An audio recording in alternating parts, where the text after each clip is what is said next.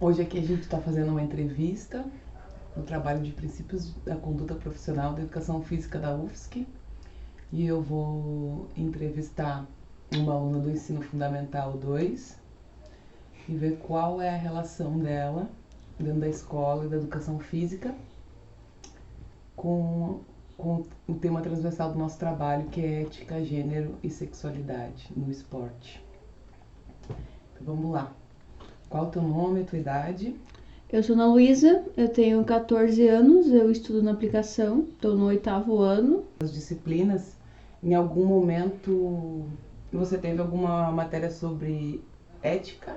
Não, o máximo que a gente teve é um professor de artes que falava sobre isso, mas nunca uma matéria, tipo... hoje vamos estudar o porquê pessoas têm dificuldade em respeitar o trânsito. Não. Legal. E você sabe alguma coisa sobre gênero e sexualidade? Você sabe a diferença? Sim, eu sei, porque além de eu me interessar por pessoas que... Para analisar comportamentos, analisar as ações que as pessoas tomam, então eu acabei tendo que entender um pouquinho sobre isso, tipo, sobre sexualidade, gênero e tudo mais. E eu sei diferenciar também. E o que é o gênero pra ti, então? Gênero é diferente do sexo biológico quando a gente nasce, por exemplo. Então eu vejo gênero como uma leve construção social, assim, tipo... É como se fosse uma coisa manipulada pelas pessoas e pelas empresas, tipo... estipulam o gênero de uma pessoa pelo sexo biológico e ela é obrigada a fazer tal coisa porque tá no papelzinho lá do gênero. Eu vejo gênero como isso. E a sexualidade pra ti em algum momento foi abordada dentro da escola? Não, só tipo um aluno, isso é gay, não sei o que, a pessoa não fala nisso porque é normal, não sei o que. Mas tipo, só umas palavrinhas, mas nunca aula, assim, vamos falar sobre pessoas LGBT. Não. E orientação sexual? Qual é a sua orientação sexual? Tô pra descobrir, não faço ideia. Eu tenho 14 anos, eu tenho um tal de zero experiência.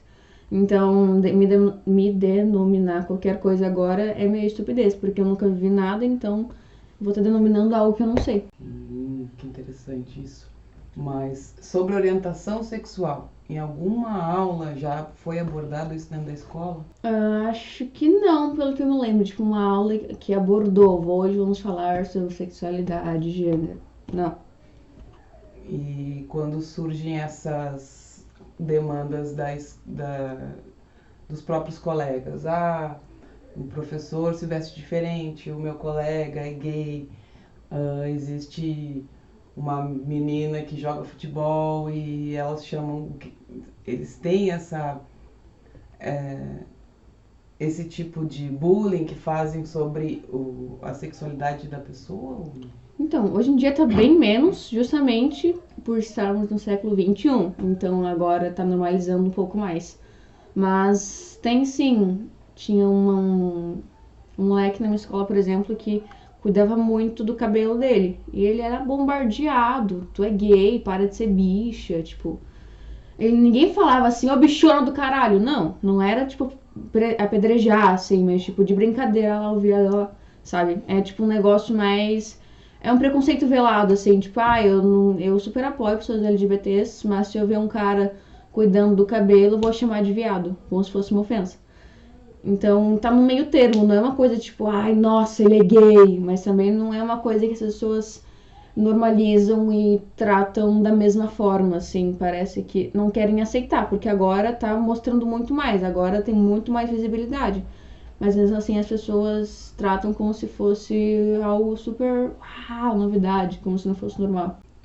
Você aprendeu sobre o LGBT na escola ou aonde você aprendeu?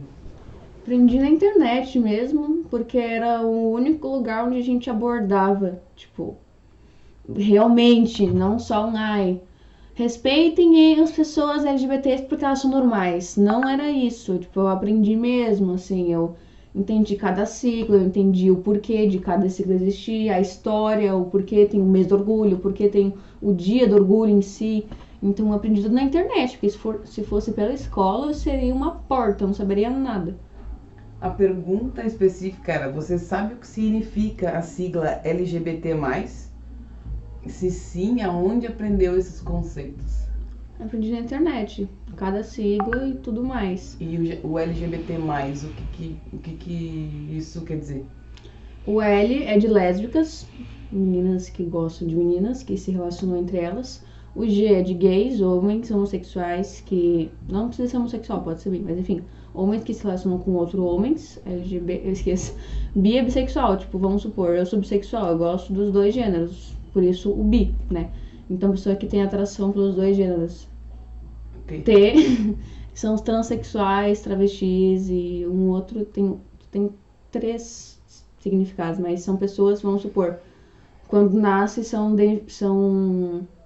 denominadas com certo gênero. Vamos supor, eu nasci com o XY, o XX ou o XY? XX.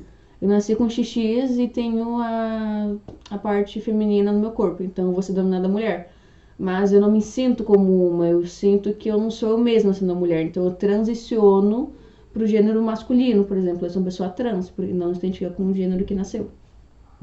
Foi o mais, o que tem esse mais aí? Mais é pra abranger outras sexualidades e outros gêneros, que senão a sigla ia ficar enorme, porque tipo, tem muitos gêneros, tem mais ou menos 30 gêneros confirmados biologicamente. Então, colocar eles na prática ficaria, tipo, falar o alfabeto. Então, boto mais para incluir todos de uma forma que seja mais prática e rápida de falar. Quando você percebeu que a pandemia chegou, aí as aulas presenciais acabaram, você notou alguma diferença entre os seus colegas, as pessoas da escola, em relação a essa orientação sexual? Tu percebeu isso ou não? Obviamente percebi, porque é muito difícil pessoas identificarem sua atração por pessoas do mesmo sexo ou se descobrir LGBT no dia a dia, porque a pessoa não tem tempo de refletir sobre ela, porque ela tá trabalhando, tá estudando, tá limpando casa, tá fazendo não sei o quê.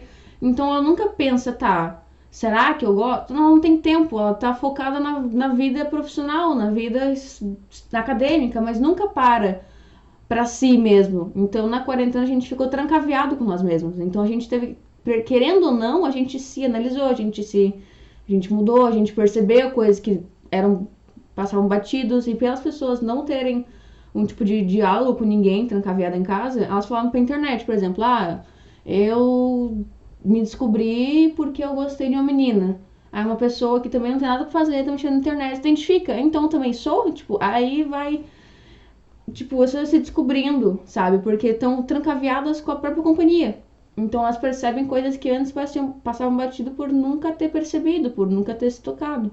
Então as pessoas se descobriram muito por estar trancafiadas com si mesmas. Então elas descobriram coisas que estavam niveladas, coisas que estavam encobertas. E você viu algum movimento nas redes das pessoas falando mais sobre isso na pandemia?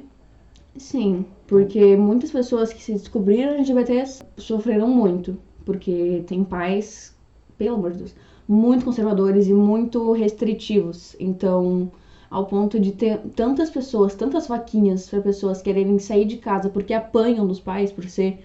Teve até um caso que, tipo, uma menina se descobriu lésbica, aí falou pros pais, falou principalmente pro pai, e o pai não aceitou, e ela teve que se mudar de casa por conta do pai. Ela foi pra casa dos avós. Aí ela acordou na casa dos avós, o pai entrou na casa dos avós e bateu na menina enquanto ela dormia, por ser lésbica. Ela apanhou, ela chorou, teve uma polêmica do caralho por conta disso, então é bem difícil para as pessoas. Tem tanta gente que tá no armário, sabe que é, mas não fala pro pai porque tem medo da reação, tem medo de apanhar, medo de sair de casa. A pessoa tem pela própria vida por amar outra pessoa.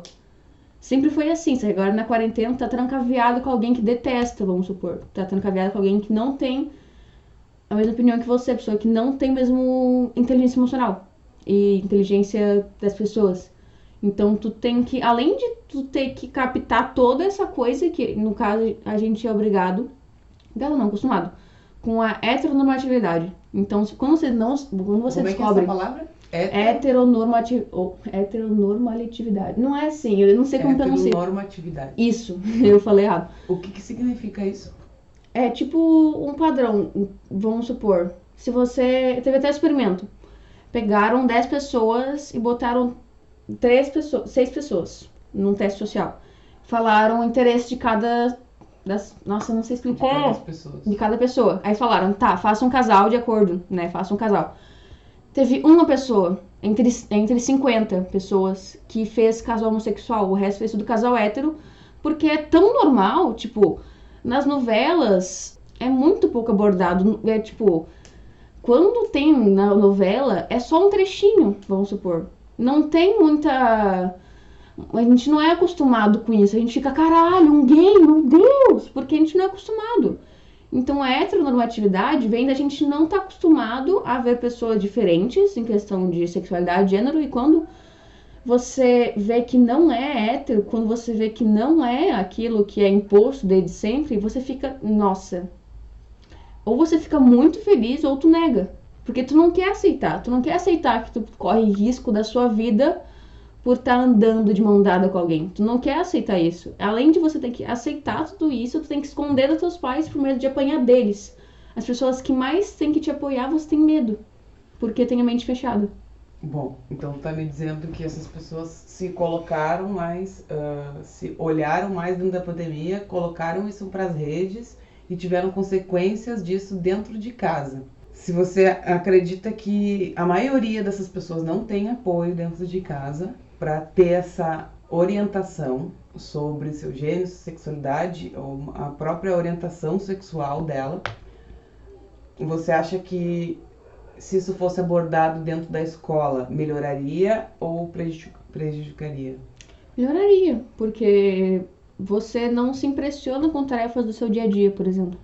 Então, se a gente se acostumasse com isso, se a gente, tipo, fosse abordado, olha, gente, explicasse por que pessoas LGBT existem, para as pessoas entenderem que não é uma escolha. Por exemplo, eu não escolhi gostar de meninas, ninguém escolhe. Minha mãe já estudou sobre isso, porque as pessoas gostam de pessoas de outro gênero, ela até estudou.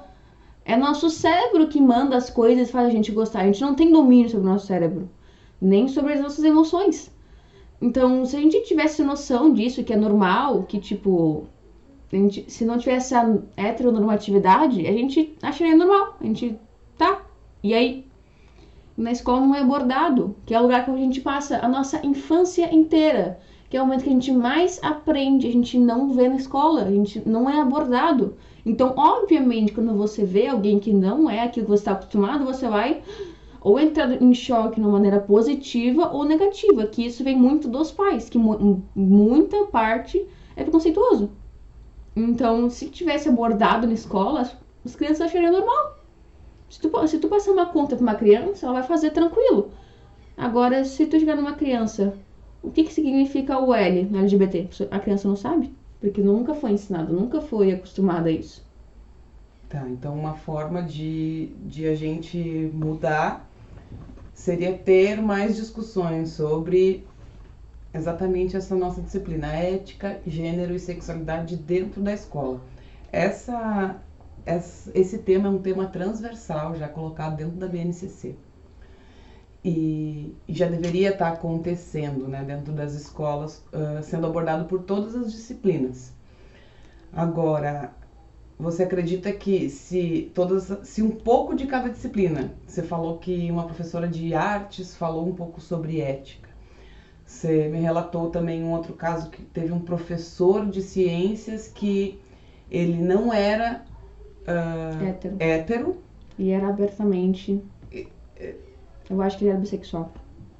Tudo bem, mas ele era taxado pelos alunos? Existia algum preconceito contra a figura dele porque ele se expunha de uma forma diferente da heteronormatividade?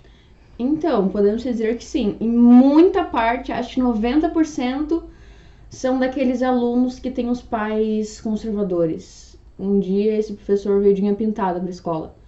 Eu e minhas amigas, vamos supor que a gente, tipo, por mais que a gente não soubesse que a gente era, a gente apoiava. Porque a gente, né, tinha acesso à internet. Então a gente sabia o que era. A gente achou muito da hora, tipo, caralho, um professor. Ficou em choque por não estar acostumado. Já outros alunos que tiveram a reação negativa ficaram se cochichando. Olha lá o viadinho, olha lá, é gay mesmo, é gay, gosta de... É gay, tipo, ficaram, oh, meu Deus. unha pode ser pintada, nossa, tipo, sabe? Um dia, não sei se ele foi de saia, eu não tenho lembrança disso, mas taxaram sim. A maioria era, tipo, aqueles de classe mais alta que vivem mais no seu próprio mundo da ignorância e daquela coisa que é imposta até pelo nosso governo atual. Se, nesse caso, teve um professor que saiu da regra ou da heteronormatividade, ele se colocou de uma forma diferente e mesmo assim os alunos, que já deveriam, né, estar tendo mais conhecimento sobre esses assuntos, se sentiram uma coisa, enfim, constrangedora ou julgaram de uma forma totalmente errada. Mas por quê? Porque eles não têm consciência do que é. Esse professor, em algum momento dentro da disciplina dele, abordou algum assunto sobre isso? Então, eu acho que ele já falou, é que minha memória é péssima minha memória, porém, eu lembro que ele falou que era bissexual, ele falou pros alunos que era, e falou que, tipo, falou, é normal, gente, quem vocês estão enchendo o saco? Eu sou mesmo, e aí, o que tem? Porém, eu acho que eu tenho um amigo que tá 1 ano, ele tá 2 anos, ele tá no primeirão, porém eu devia estar no nono, então, né, enfim. Ele falou que no 9º ano, o professor de ciência teve que falar sobre sexo, sabe? Tipo, sexo biológico e tudo mais. Aí ele já explicou e diferenciou sexo e gênero. Aí já entrou no assunto trans, vamos supor. Porque ele teve que botar em prática a diferença entre sexo e gênero. E daí... Então teve um professor que abordou isso em outra turma, isso? Sim, só que eu nunca tive essa aula porque eu não cheguei ainda, foi só no 9º ano. Então no 9º ano acredita-se que vai acontecer esse tipo de abordagem, pelo menos dentro da escola já existiu. Sim, e inclusive, pelo que eu me lembro, agora na quarentena, acho que bastante gente se descobriu trans. E muita gente se descobriu a orientação sexual. E um desses meus amigos se descobriu com a ajuda do professor.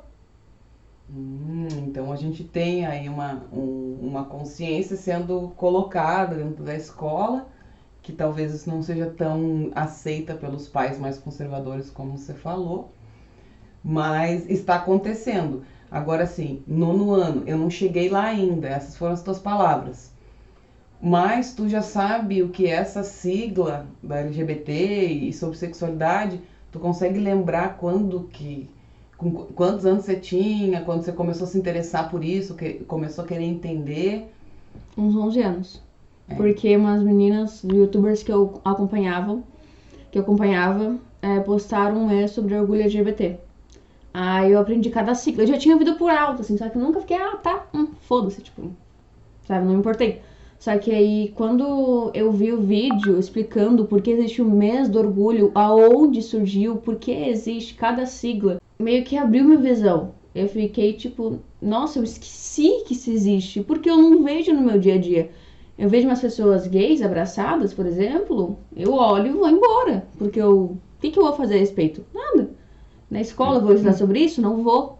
Eu vou falar sobre isso na internet? Eu não falava, não mal usava a internet. Então, sabe? Então, dentro desse raciocínio, seria melhor, então, que se começasse lá no 6º ano, quem sabe, a falar sobre isso. Você tinha 11 anos, devia estar no 6º ano, por aí.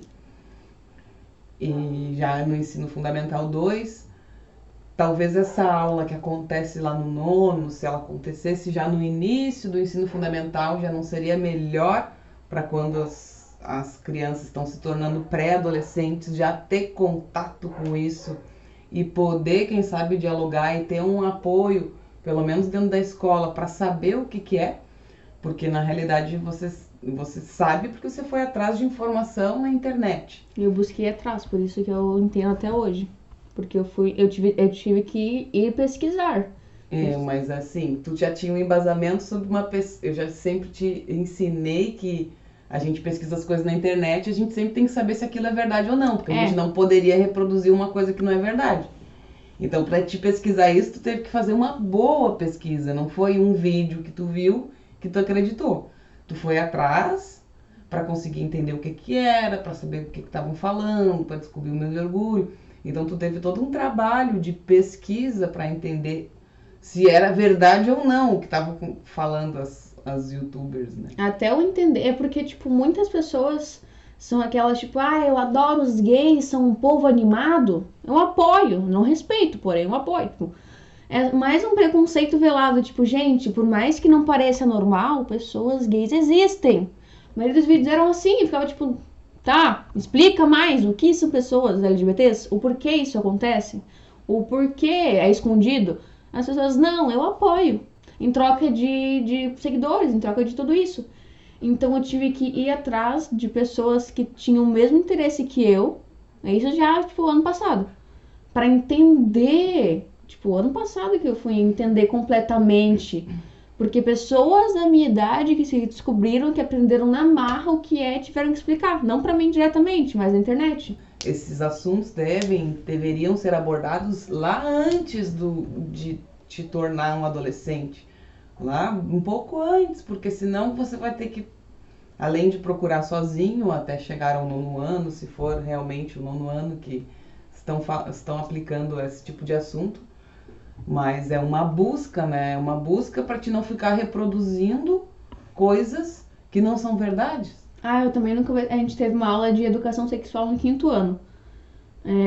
Explicando, tipo, o porquê existe menstruação, o porquê a mulher sangra, tipo, explicando realmente os órgãos sexuais e tudo mais. Só que eu me pergunto até hoje, se no 5º ano a gente estava estudando sobre menstruação, que é uma coisa normal, que a gente não estuda sobre LGBTs, que é uma coisa relacionada e também é normal. Porque, mas órgãos sexuais todo mundo tem, você sabe que todo mundo tem. Pessoas LGBTs, você sabe que existe. Você tem noção que eles existem, só que você não aborda sobre isso. Você não sabe que eles não abordam, tipo, por causa que os pais podem falar não sei o quê. Por causa que isso vai muito de cada família. Pô, mas se tu continuar na defensiva por conta dos pais, os pais vão continuar manipulando a cabeça do filho pra atingir aquele coleguinha que é afeminado, aquela coleguinha que é mais masculina. Então, se as pessoas não explicarem isso para as crianças vão reproduzir o que elas entendem, que é o que os pais falam. Se você não explica, se você não aborda, a pessoa vai falar o que ela sabe, que é o quê? O preconceito. Não é porque você não fala de uma coisa que ela não existe. Ela existe, só que com mais desinformação. Se você explicasse e falasse para os outros, as pessoas saberiam o certo. Não saberiam o que o nosso presidente fala. Que já se mudou de casa porque tinha um vizinho gay. Ou ia se mudar, não lembro direito. Então, se fosse abordado, não é porque não é abordado que não é falado. É falado, só que sem informação, só que de uma forma pejorativa, tipo... Então não tem por que não falar. Vai continuar sendo falado na entrelinha. Os alunos vão cobrar, vão falar sobre isso. Só que sem informação, porque se você não fala, a gente vai falar o que sabe. E o que sabe, às vezes, é desinformação.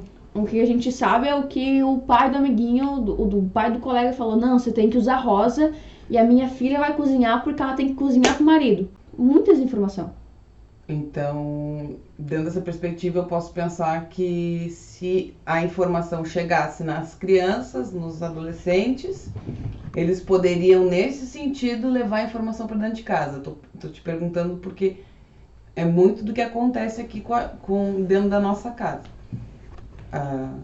Sobre assuntos da adolescência, que envolve toda a questão da orientação sexual, do gênero, da sexualidade e tudo mais, muitas coisas eu aprendo contigo. Então, se a gente for pensar nessa lógica, se tu tivesse sido orientada pela escola e tivesse toda a informação que tu tem hoje dentro da escola e trouxesse isso para mim, isso ia acontecer e refletir em várias casas, porque eu não sou uma mãe conservadora, mas muitas outras também não são. Então, pelo menos a gente conseguiria atingir mais pessoas, porque se a criança ou adolescente leva essas informações corretas, que não são coisas mentirosas da internet, que não são fofocas, levam para dentro de casa e discutem isso com os pais, você não acha que assim a gente poderia tentar mudar um pouco a consciência? Sim, muito mais. Porque tem até o exemplo, por exemplo, que as lésbicas são muito fetichizadas. São muito sexualizadas, vamos supor. Teve um vídeo que eu vi. Se tu pesquisa no Google gays, aparecem homens beijando homens, tranquilo. Se tu escreve lésbica, aparece pornografia. Então, tipo, quando tu é pequena, se tu pesquisar lésbicas, tu vai cair num site adulto. Se a escola levasse isso, a criança pode cair no mundo da pornografia por querer entender o coleguinha. Então a importância disso ser abordado é imensa. É imensa. Ainda bem que eu nunca pesquisei lésbicas. Porque eu ia cair num site pornô com 9 anos.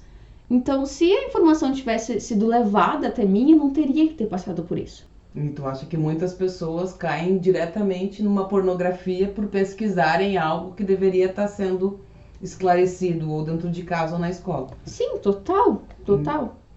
Então há toda uma construção aí que tem que ser feita e pensada da criança poder transformar a sua consciência para trazer para o adulto, para a gente conseguir mudar a consciência, diminuir, né, a questão do bullying, preconceito e todos os outros problemas que isso desenvolve. Porque das pessoas que você conhece, que são LGBTs, mesmo que tu conheça só via internet, tu consegue mensurar quantas delas sofrem de depressão, ansiedade ou qualquer outro tipo de doença psíquica?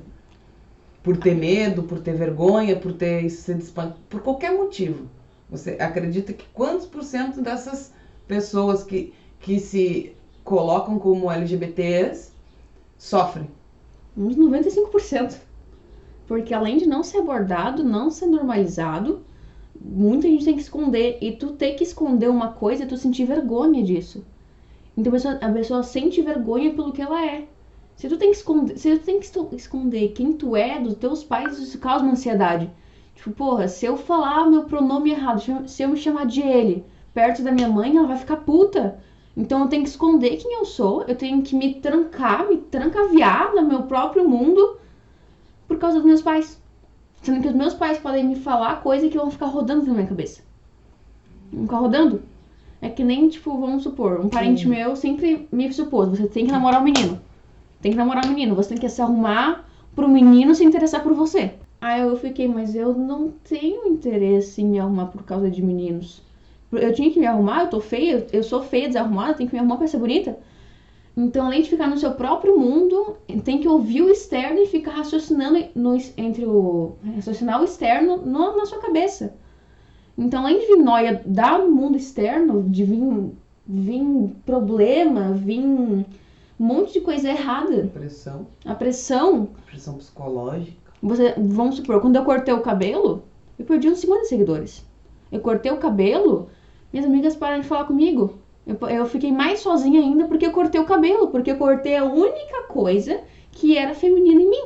Quando eu não segui o padrão, tipo, de ter cabelo loiro e grande, eu não fui aceita. Eu fui botada de escanteio.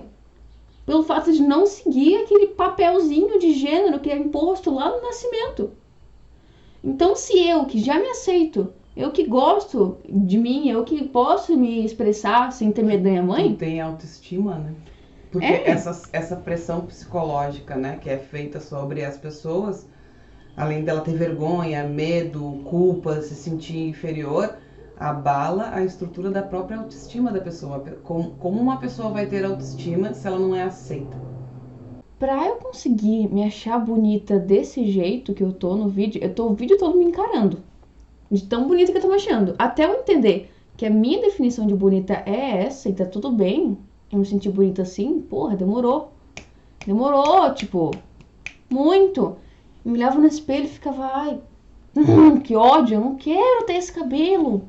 Ai, sabe, eu usava uma roupa curta, me sentia apertada, me sentia agoniada. Eu me sentia tão agoniada, até com elogios que eram para ser bons. Tipo, ai, você é uma garota tão linda. Eu ficava, sabe? Porque eu não queria seguir esse papel de garota. Tipo, tem que se maquiar, tem que tudo mais. Tipo, essa pressão de tu ter que se achar bonita somente sendo feminina é um saco. É um saco, tipo, tu ser obrigada... Ai, tu cortou o cabelo e tu gosta de meninas. Tu é um homem. Que porra é essa, cara? Eu continuo sendo uma mulher, eu continuo sendo uma pessoa, sabe? O meu corte de cabelo e a minha roupa não vai definir meu gênero, nem minha sexualidade. Eu já conheci tanta gente que tem, vamos supor, meninas que tem um estilo bem, só assim mesmo, bem masculinas, e são hétero. Conheço tantas que são assim, tipo, homens que falam, tipo, que são muito femininos, e são héteros também. Então, eu não entendo essa pressão de gênero que a gente tem desde o começo. Eu não gostava de usar roupa curta, eu me senti um pedaço de bife usando. Eu tenho que usar para os outros me admirar. Não faz Os sentido. outros não estão nem aí, tipo, querem pagar a conta no banco e eu vou estar me exibindo com 11 anos? Não, caralho, não tem sentido. Inclusive, vamos supor, aquela bandeirinha aqui, ó, eu não vou, tá ao contrário do vídeo. Ali, ó, aquela lá, a coloridinha, é de não binário. Não sei se vocês sabem, eu acho que vocês não ensinaram. Vou mostrar ali. Qual que é a bandeirinha? Ai, peraí. Aqui. E tem outra aqui, ó. Ali, não vai dar pra ver. Não vai dar pra ver. Não vai dar pra ver. Mas são pessoas não binárias.